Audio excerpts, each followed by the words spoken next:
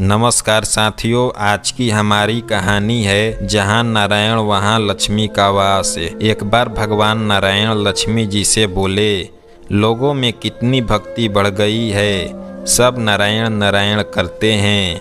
तो लक्ष्मी जी बोली, आपको पाने के लिए नहीं, मुझे पाने के लिए भक्ति बढ़ गई है।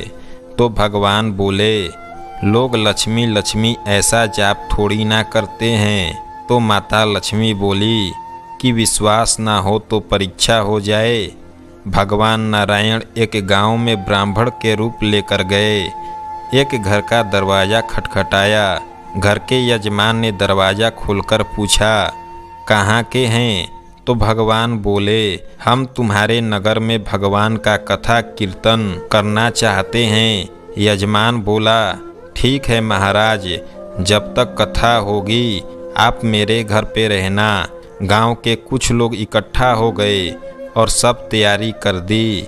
पहले दिन कुछ लोग आए और भगवान स्वयं कथा कह रहे थे तो संगत बढ़ी। दूसरे और तीसरे दिन और भी भीड़ हो गई। भगवान खुश हो गए कि कितनी भक्ति है लोगों में। लक्ष्मी माता ने सोचा, अब देखा जाए कि क्या चल रहा है।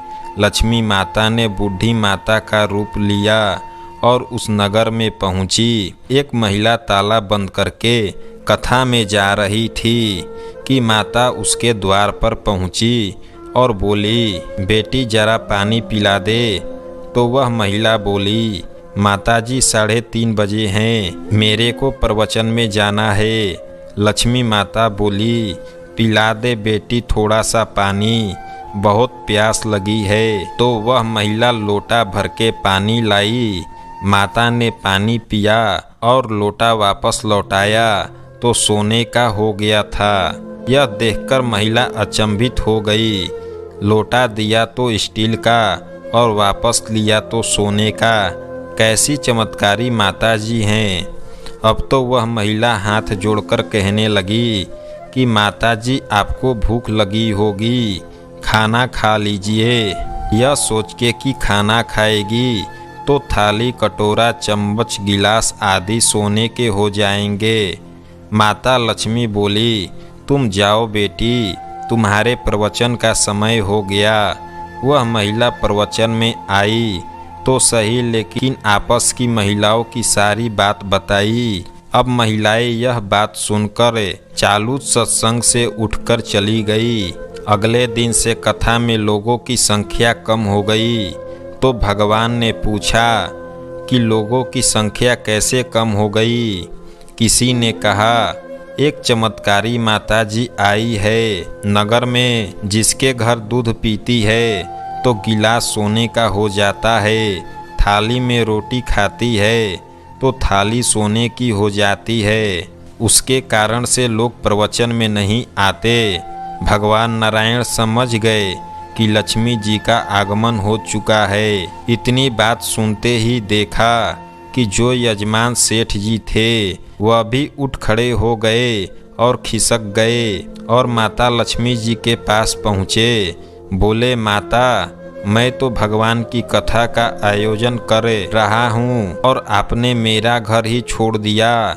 माता लक्ष्मी बोली, तुम्हारे घर तो मैं सबसे पहले आने वाली थी, लेकिन तुम्हारे अपने घर में जिस कथाकार को ठहराया है वह चला जाए तो मैं आऊँगी।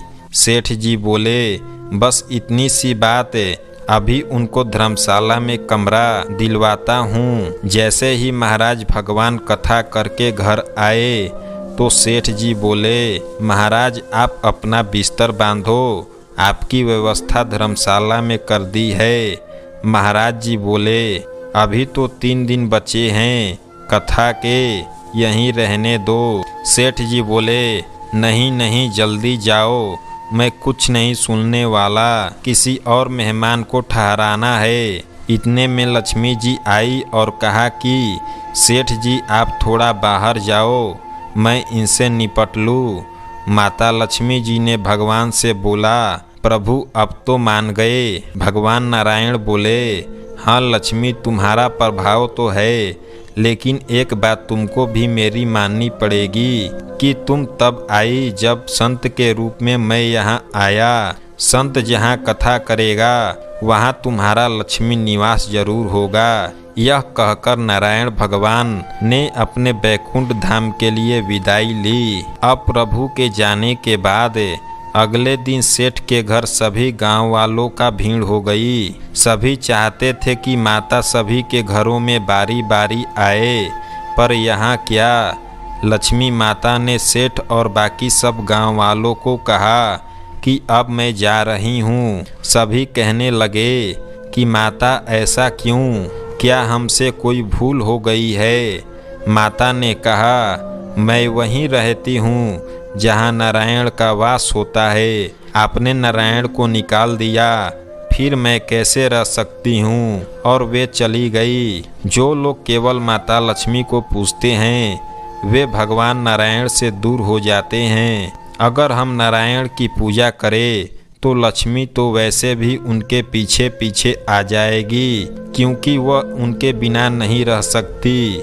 जहाँ परमात्मा की याद है वहाँ लक्ष्मी का वास होता है। केवल लक्ष्मी के पीछे भागने वाले को ना माया मिलती है ना ही राम।